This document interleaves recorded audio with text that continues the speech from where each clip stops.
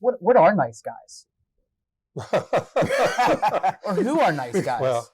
Well, obviously, we're nice guys. Yes, thank you very much. You're very well appreciated. No, I'll be honest. When I first saw that, I really questioned it, because I thought about, do nice guys really finish first? And it really does.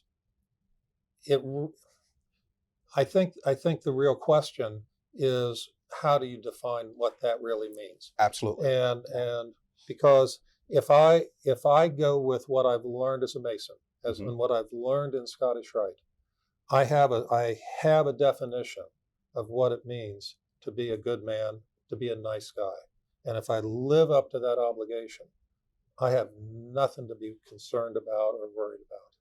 I mean, that's how it struck me. But that's why I also liked the boxer at the beginning, because you think about nice guys and they're a little nice, and then here's this guy up there and he's in the boxing ring and he's ready to knock your block out. I like that.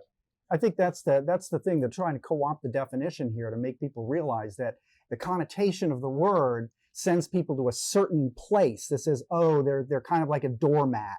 They're easy walked on and so on. And I think there's a certain point that we have to change that definition and to say, look, it means a lot more. In fact, it means people that have a certain amount of integrity. They're nice. They've got an etiquette, the way in which they speak. There's a civility that's associated with them. We hear several of the talking point bulletins have talked about civility. And these are the sorts of things that we get reminded of. That's where you start seeing this idea of nice. It's not a doormat. It's somebody that actually is comfortable with themselves, that they can basically feel, anything that comes their way, hey, I can handle this.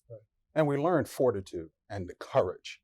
And many times it's to be that lone voice when others are running a certain direction, says, wait a second.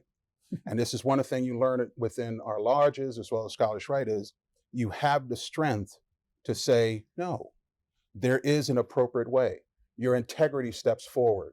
And basically, you're reminded not to compromise your values. That is about that. And then also to realize that through my example, we impact people's lives. We help change people in terms of giving them inspiration, giving them example. All of those things are huge in terms of what is truly being first. And that's what I kind of like about that, is that we are, in a sense, if you want to use the term, we're soldiers that go out to the world to give that shining example of what we profess and are able to accomplish within our lodges to show the outside world, wow, this is how it can be done.